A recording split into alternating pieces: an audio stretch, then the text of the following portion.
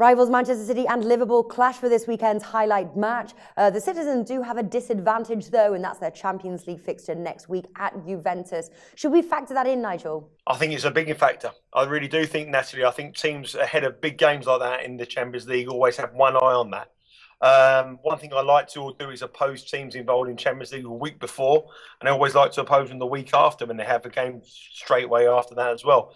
City, for me, though, they're a side that they should be, in my opinion, the Premier League. They should be a lot shorter than in the Premier League. They're stuttering about a little bit, winning a few games, and the 0-0 draw against Aston Villa last time out is a little bit something I'm not really.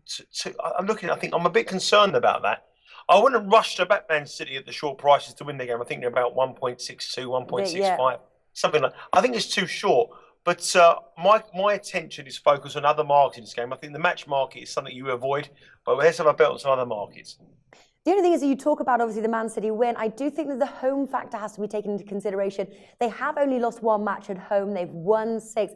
I'm actually going to take the Man City win as my official bet, 1.67, bet365.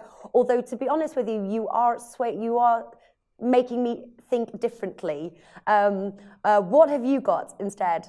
Well, I think City are unbeaten in their last 6 home matches against Liverpool, so it makes the 1.67 an attractive price. But I think that Juventus game is crucial as well. Yeah. The other thing about Man City, they've already qualified for the Champions League, so they have to put all their attention into the Premier League.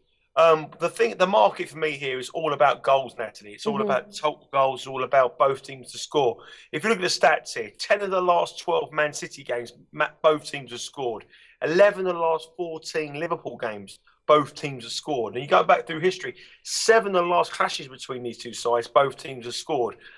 All 7 of those games also have been over 2.5. There's where you want to concentrate the market in this game. Both teams to score and over 2.5 goals. Forget who wins the game. I mean, this game has been 2-2 in 3 of the last 6 matches between these two sides. These are two sides that bring the best out of each other. And one thing we will see on Saturday evening in the UK time is lots of goals. I'm going to go both teams to score and over 2.5 goals. One of my bankers of the Premier League this weekend. All right, fantastic. Just before I let you go, obviously Liverpool, one thing is to mention, Liverpool obviously does have their Europa League match on the Thursday. That's against Bordeaux. They are second in their group. Should we also factor that in? Will Liverpool be focusing on that, or would be climbing up the Premier League be more important to them at this time? The one thing that any team at this stage of the season want to be in the Europa League is they want to be out of it as quickly as possible.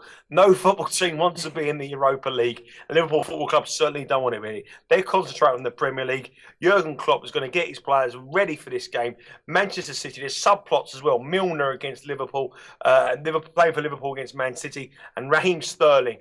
They don't care about that game on Thursday. That's irrelevant. It's all about this game. And I think it's a tricky one to call. I'm going to go for goals, but I think both teams will score and over 2.5 goals. All right, fantastic. Nigel, thank you for joining us.